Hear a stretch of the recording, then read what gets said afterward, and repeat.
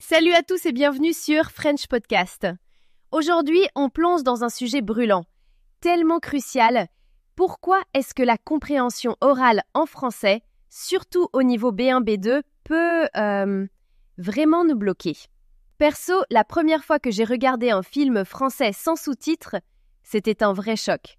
Franchement, au bout de 10 minutes, j'étais déjà larguée, je me disais « Mais attends, il parle si vite !» Ah, j'adore cette image. Et tu sais quoi, Charline? C'est pas rare du tout. Il y a une stat qui m'a marqué récemment. Plus de 60% des apprenants B1, B2 citent l'écoute comme le plus gros obstacle dans leur progression. Ça casse un peu le mythe de l'oreille française, hein? Comme si certains naissaient magiquement capables de tout comprendre. Alors qu'en réalité, le cerveau, il s'entraîne avec l'habitude, les erreurs. Mais oui! Et je trouve que souvent, on s'imagine qu'on doit tout saisir mot à mot, alors que franchement, même entre natifs, on ne comprend pas toujours tout, surtout quand l'accent s'en mêle. C'est sain, en fait, de galérer au début. Justement, parlons de pourquoi c'est si compliqué. Entre l'élision, les liaisons à tire-larigot, le français parlé va tellement vite. C'est la fameuse différence entre ce qu'on lit dans les manuels et ce qu'on entend dans la rue. Oui, et tu sais, j'aime bien expliquer aux apprenants, écouter les mots qui s'attachent comme un train de wagon. Par exemple, tu as compris devient t'as compris. Ou attends, ils ont acheté. C'est ont acheté. C'est un vrai exercice. Exactement. Et si on prend un extrait rapide d'un dialogue, genre « je sais pas, je vais voir s'il y a du pain », la moitié des sons tombent. Pour progresser, il faut décortiquer ligne à ligne. Pause, écoute, répète. Perso, je conseille même d'imiter le ton. C'est presque du théâtre. Et puis le choix du support, on n'en parle pas assez. Podcast, vidéo, appli, franchement, il y en a pour tous les goûts. B1, B2 maintenant. Oh, quand j'étais ado, c'était les cassettes, tu sais, celles qu'on rembobine avec un stylo bic. On se passait les enregistrements à la pause café et j'essayais de trouver un truc pas trop rébarbatif. Aujourd'hui, c'est devenu plus ludique. Mais ce qui compte aussi, c'est de bosser la différence entre écouter passivement, genre en faisant la cuisine, et écouter activement. Là, casque vissé sur les oreilles, carnet à la main. Ah mais tellement. L'écoute active change tout. Et l'écoute passive aide à l'immersion, mais sans prise de tête. Justement, c'est quoi pour toi l'écoute active? Enfin, au quotidien, tu la pratiques comment? C'est vraiment réfléchir en écoutant. Par exemple, je m'arrête après une phrase, je reformule dans ma tête. Ok, qu'est-ce qu'il a dit? Parfois, j'ose répéter à haute voix, même si mon chat me regarde bizarrement. Mais c'est ça, c'est se forcer à sortir du mode « je laisse couler ». D'ailleurs, il faut arrêter avec cette idée qu'on doit tout piger à 100%. Tu crois pas? Kinda impossible, même pour les natifs sur certains sujets pointus. Mais complètement. Le but, c'est de comprendre l'essentiel, pas chaque syllabe, ne pas se laisser bloquer par les petits trous de compréhension. Et une fois qu'on a entendu, encore faut-il retenir. Pour moi, la technique reine, c'est le chunking. Regrouper des mots en blocs, des petites unités de sens, tu vois? Oui, et la prise de notes ciblée. Emmanuel, tu m'avais dit que tu notais des expressions entendues dans la rue dans des carnets, non? Absolument. J'ai genre 12 petits carnets remplis de trucs bizarres, filés à l'anglaise, avoir la pêche. J'écoutais, j'attrapais la phrase, je notais juste l'essentiel, pas tout le dialogue. Sinon, c'est la noyade. Pour s'entraîner, je propose un mini-exercice. Écoutez un court extrait, 30 secondes, pas plus. Ensuite, essayez d'écrire les mots-clés et de réexpliquer la scène.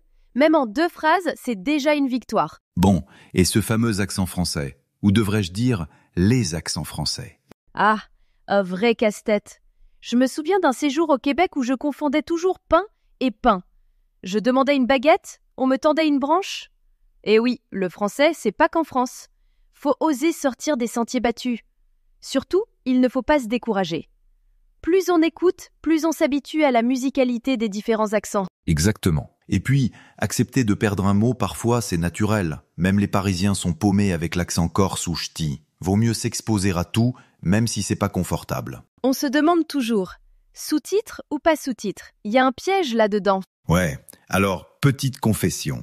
J'ai fait l'erreur classique, regarder des films français avec des sous-titres, en anglais. Honnêtement, ça aide, mais parfois ça te met dans un faux confort. Tu débranches complètement tes oreilles, tu traduis sans effort, sauf que t'en retiens rien.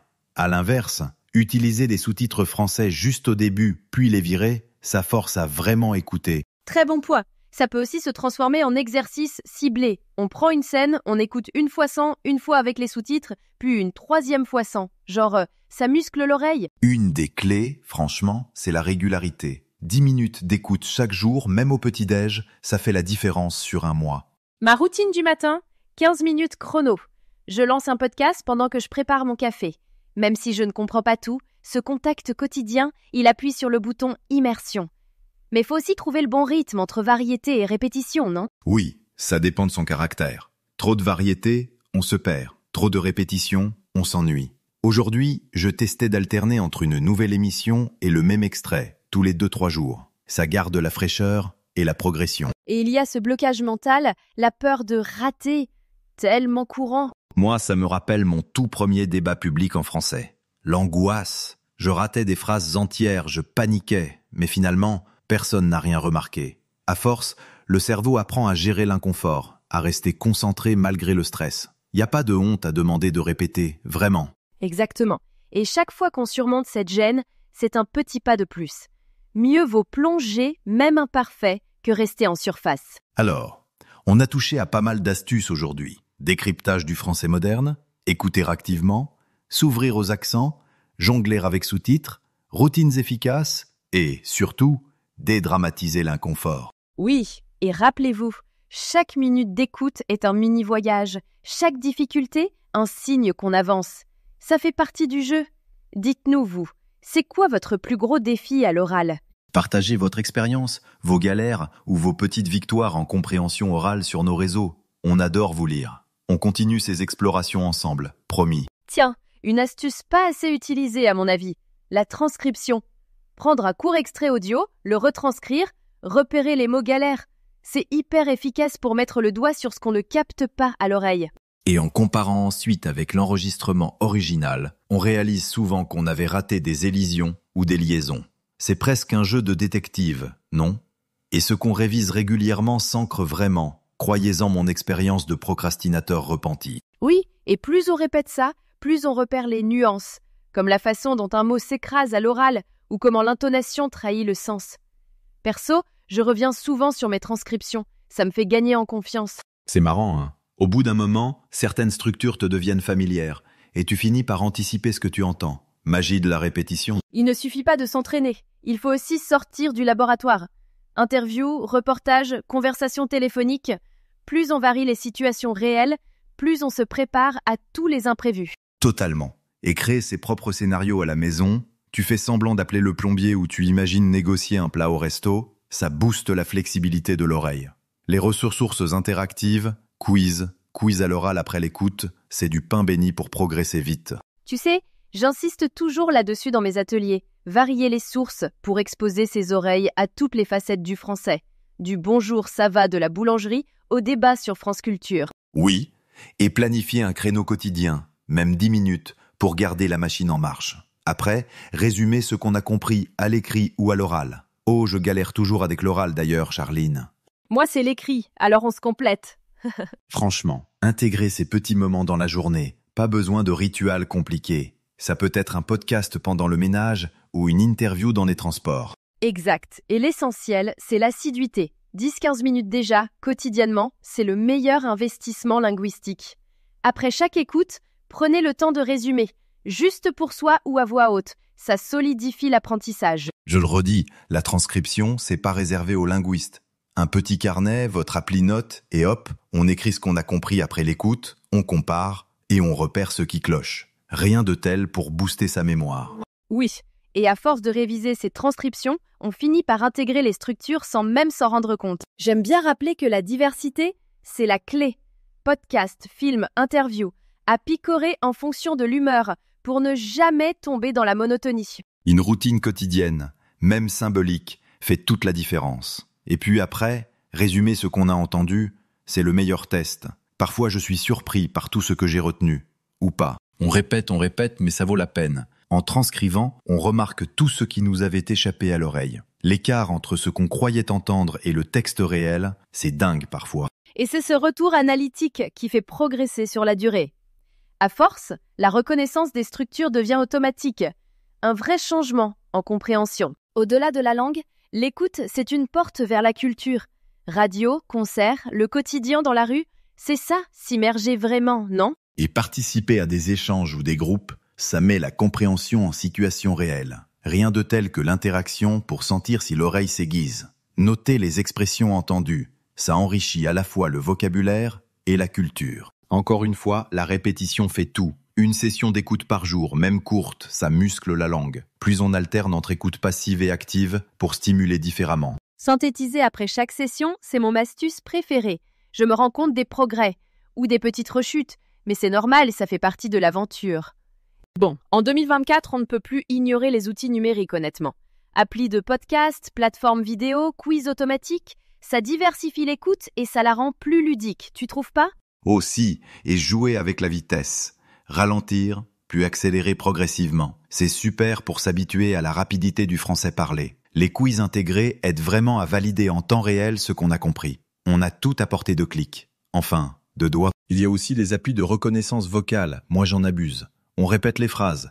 On compare sa prononciation. On ajuste. C'est comme avoir un coach dans la poche. Et les sous-titres interactifs, qui défilent en même temps que l'audio, c'est magique pour faire le lien entre l'oral et l'écrit. On peut même se faire des playlists d'accents pour s'entraîner à toutes les petites variations du français. Encore et toujours, varier, pratiquer, synthétiser et trouver du plaisir à écouter. Testez, mélangez, amusez-vous. C'est la clé pour tenir sur la durée. Et ne visez pas la perfection. Faites-vous confiance. La progression viendra à force d'efforts constants, même minimes. French Podcast est là pour vous accompagner. Oui. Et pour finir, vraiment, laissez la langue vous surprendre. Goûtez aux médias vrais, ouvrez-vous aux éclats de culture dans chaque mot, chaque expression. Partagez vos découvertes en groupe. Gardez une trace des expressions qui font rire ou réfléchir. C'est ça, vivre le français, pas juste l'étudier. Dernier conseil avant de se quitter, la répétition espacée.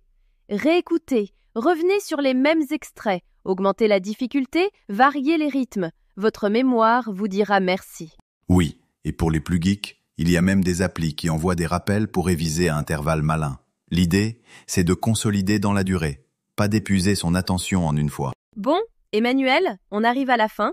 Un immense merci à tous nos auditeurs d'avoir écouté avec nous aujourd'hui. Merci Charline, c'était un plaisir comme toujours, et merci à vous de rester curieux et motivés. On se retrouve très vite dans le prochain épisode de French Podcast. À bientôt, et surtout, continuez à écouter, progresser et vous amuser avec le français. Salut Emmanuel! Salut Charline, salut à tous. Écoute la deuxième partie de Podcast Bienvenue français. à cette nouvelle exploration. Aujourd'hui, on se penche sur l'apprentissage des langues avec un paquet de sources assez intéressantes. On a des bouts du cadre européen, le CECRL, une thèse algérienne sur la compréhension orale, un article sur la prise de notes pour les non-natifs, puis une analyse des stratégies d'écoute.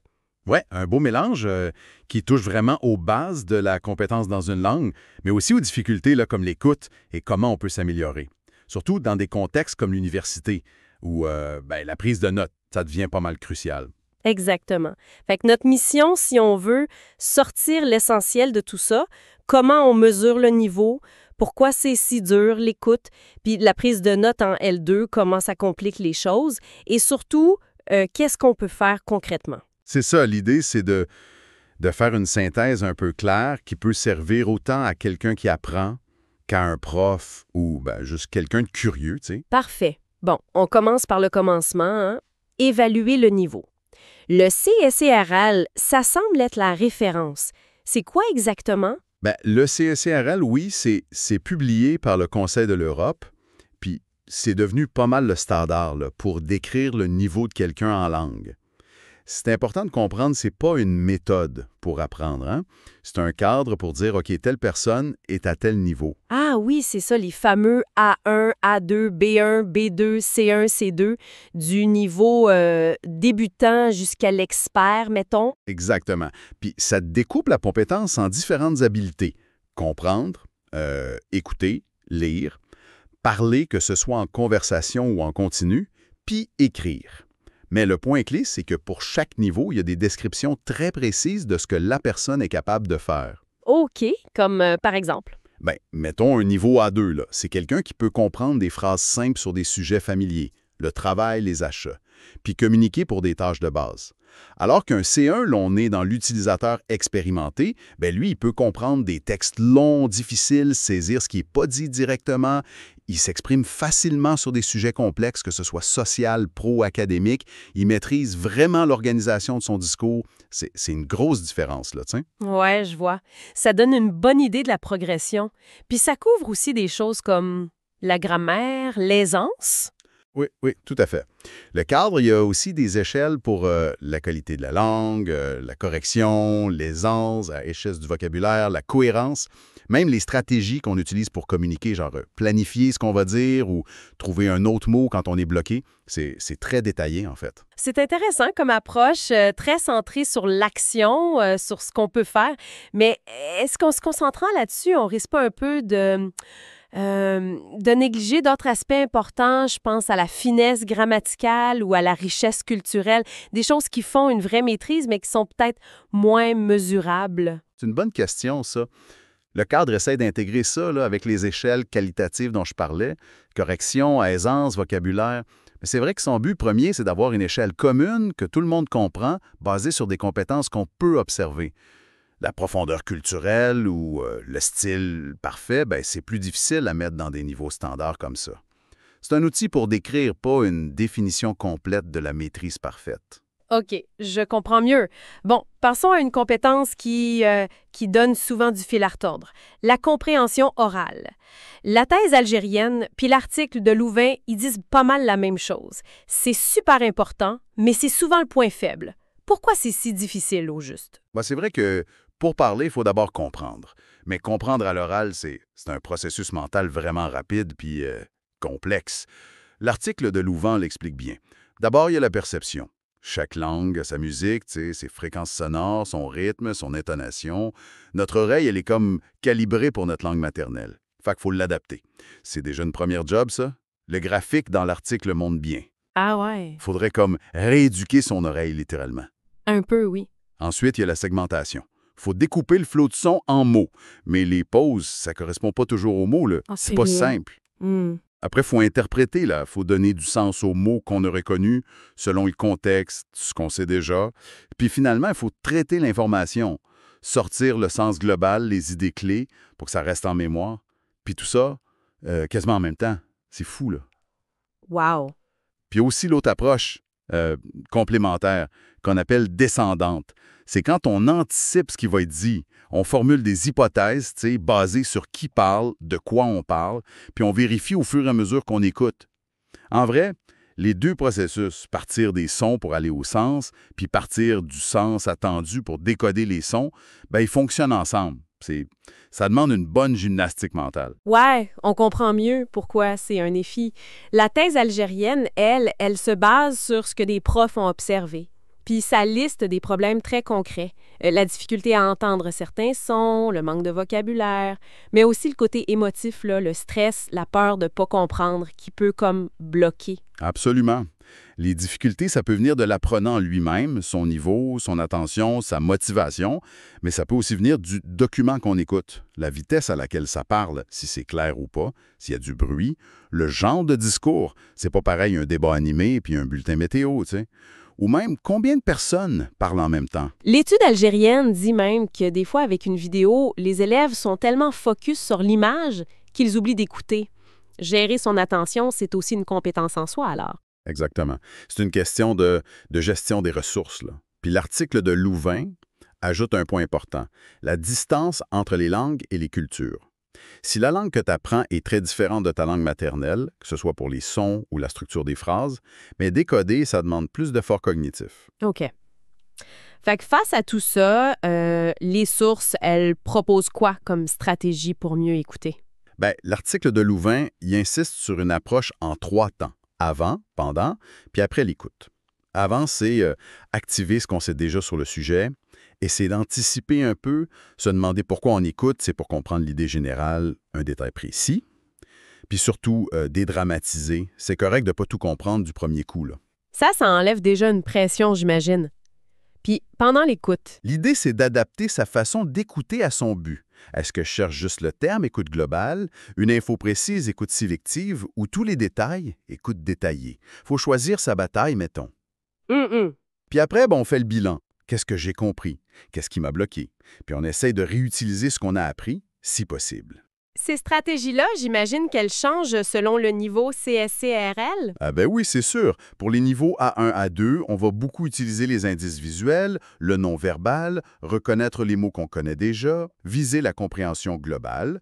Louvain suggère même pour les vrais débutants de juste écouter les sons, le rythme, sans chercher à comprendre au début, juste pour s'habituer à la musique de la langue. Intéressant. Pour B1, là, on commence à travailler la compréhension des points importants, des détails clés, à repérer les opinions dans une discussion, mettons. Puis pour B2 puis plus, on vise à comprendre des discours plus longs, des arguments complexes, si le sujet est un peu familier. Le CECRL donne vraiment des cibles clairs pour chaque niveau. Puis pour s'entraîner, les activités pratiques. Les sources en parlent. QCM, vrai-faux. Oui, il y en a plein. QCM, vrai-faux, des tableaux à remplir, repérer des mots-clés, remettre des phrases en ordre, compléter un schéma. L'important, c'est de varier, mais surtout de choisir l'activité qui correspond bien à l'objectif d'écoute qu'on s'est fixé. L'outil doit servir la stratégie, pas l'inverse. OK, bon. On passe à une autre compétence qui est comme un mix d'écoute et d'écriture, puis qui est super importante à l'université. La prise de notes. L'article d'ICALA la définit bien, j'ai trouvé.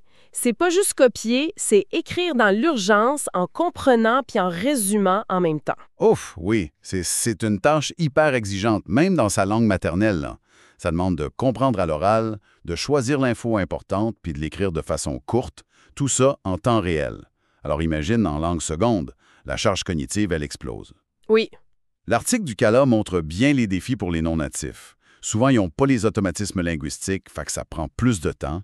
Ils ont tendance à se concentrer sur les petits détails, les mots exacts, au lieu des idées principales, puis ils ont de la misère à choisir quoi noter à cause des difficultés de compréhension ou de la vitesse. Puis il y a ce point que j'ai trouvé fascinant sur les techniques pour aller vite. Les étudiants étrangers connaissent pas toujours les trucs des natifs, genre les abréviations, les symboles, la mise en page, ce qui fait qu'ils peuvent finir par noter les sons qu'ils entendent ou même mélanger avec leur langue maternelle. Exactement, puis il y a aussi toute la dimension culturelle là, que l'étude d'Homer citée par ICALA met en lumière. C'est fou de voir comment des étudiants étrangers qui arrivent en France, par exemple, sont surpris de voir comment les Français prennent beaucoup de notes de façon très structurée, presque comme un rituel. Ah oui? Pourquoi cette différence? Bien, l'étude suggère que c'est lié à ce qu'on attend dans le système universitaire. En France, souvent, le cours magistral, c'est la source principale pour l'examen. Fait que ça pousse à tout noter de façon très complète. Ailleurs, le cours, c'est peut-être juste un complément à des lectures, fait qu'une bonne prise de notes, c'est pas pareil partout. C'est culturel, puis c'est lié aux attentes de l'université où t'es. Comprendre ça, c'est super important pour s'adapter. Vraiment éclairant. Alors, comment on fait pour s'améliorer en prise de notes en TL2? ICALA propose quoi comme stratégie? Bien, pour gérer la vitesse, faut condenser. L'article parle des abréviations, oui. Couper la fin des mots, genre fac pour faculté, utiliser des sigles comme ONU, des symboles comme une flèche pour donc, des petits dessins même. Mais il y a aussi comment tu organises ta page, faire des listes, utiliser des retraits, des flèches pour montrer les liens logiques. Une bonne piste, c'est de commencer par regarder comment l'étudiant fait déjà dans sa langue maternelle. Souvent, il y a des stratégies qu'on peut transférer. L'étude qui compare les Japonais, les Espagnols puis les Anglais, elle montre justement que ce transfert-là n'est pas automatique pour tout le monde. Non, exact. Les hispanophones, par exemple, semblaient avoir plus de facilité à réutiliser leurs techniques d'abréviation. Ça renforce l'idée de partir de ce que la personne sait déjà faire. Mais au-delà de juste condenser, ICALA présente différentes méthodes pour organiser les notes elles-mêmes. Ah oui, lesquelles? Il y a la méthode linéaire, où tu suis juste le fil du discours. C'est simple, mais tu es assez passif, puis si tu perds le fil en L2, tu es mal pris. Il y a la méthode planifiante. Si tu as un plan avant, genre « le prof le donne », tu l'utilises pour structurer tes notes. Ça aide à voir ce qui est important. Puis il y a la méthode préplanifiée, où tu as une grille avec des catégories déjà définies. C'est bon pour des formats précis, comme un compte-rendu d'expérience, mettons. Puis la dernière, celle par mots-clés ou carte conceptuelle, on entend souvent dire que c'est la solution pour les non-natifs. C'est si efficace que ça? Elle a des gros avantages en L2, c'est sûr, parce qu'elle te force à identifier l'idée principale avant de noter, au lieu d'essayer de tout attraper mot à mot puis de noyer. Ça aide à comprendre le global puis à retenir les concepts importants. Tu peux noter le concept, même si tu as manqué des mots autour, puis tu peux faire une liste à côté des mots que tu connais pas pour vérifier après. C'est plus actif puis ça peut être moins stressant. Maintenant, est-ce que c'est la solution miracle? Probablement pas pour tout. Si tu dois suivre une argumentation très précise ou une démonstration étape par étape, tu risques de perdre des nuances ou la séquence exacte. Le choix de la méthode, ça dépend aussi de ce que tu écoutes puis de ce que tu veux faire avec tes notes après. Bonne nuance. OK, un dernier point super important qu'on a mentionné pour l'écoute, mais qui s'applique ici aussi, la motivation. Comment on fait pour rester motivé quand c'est si difficile, l'écoute puis la prise de notes en L2? Bien, l'article de Louvain le rappelle bien, la motivation, ça repose sur 3 choses. Comment tu perçois la valeur de ce que tu fais? Est-ce que c'est utile pour moi? Comment tu perçois ta propre compétence? Est-ce que je me sens capable de le faire? Et comment tu perçois le contrôle que tu as sur la situation? Est-ce que j'ai les outils pour réussir?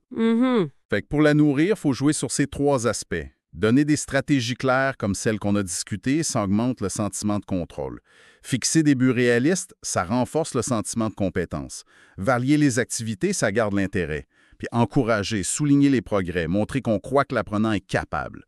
C'est fondamental. C'est pas juste une question de vouloir, c'est aussi de se sentir capable de vouloir et de faire. Très clair. Fait que si on résume les grandes lignes de ce qu'on a vu grâce à ces sources. Le CECR, ça nous donne un langage commun pour parler des niveaux, basé sur ce qu'on peut faire. La compréhension orale, c'est un gros défi cognitif à cause de la vitesse du découpage des sons, de l'interprétation, sans oublier le stress. C'est ça. Puis la prise de notes en L2, ça rajoute une couche de complexité avec l'écriture en temps réel, puis c'est aussi influencé par nos habitudes culturelles de l'école. Mais le message clé, c'est qu'il existe des stratégies concrètes pour ces 2 compétences. Que ce soit des techniques d'écoute active ou des méthodes de notes comme les mots-clés, même si cette dernière a ses limites aussi. Puis la motivation, nourrie par le sentiment qu'on est capable et qu'on a des outils, bien, c'est le carburant pour mettre tout ça en pratique et continuer. Ça montre bien que maîtriser une langue pour les études, là, ça va pas mal plus loin que juste le vocabulaire puis la grammaire. Absolument. Puis ça m'amène à une dernière réflexion peut-être pour ouvrir la discussion. Si nos habitudes, comme la prise de notes, sont si marquées par notre culture scolaire d'origine, jusqu'à quel point est-ce que tout notre parcours d'avant influence pas juste comment on apprend en longues secondes, mais aussi ce qu'on trouve difficile ou important dans cet apprentissage, nos points faibles qu'on perçoit? Est-ce qu'ils ne sont pas aussi, un peu, le reflet de ce que notre propre système scolaire valorisé ou négligé? Voilà une excellente question pour continuer à réfléchir. C'est tout pour cette exploration approfondie aujourd'hui. Merci d'avoir été des nôtres.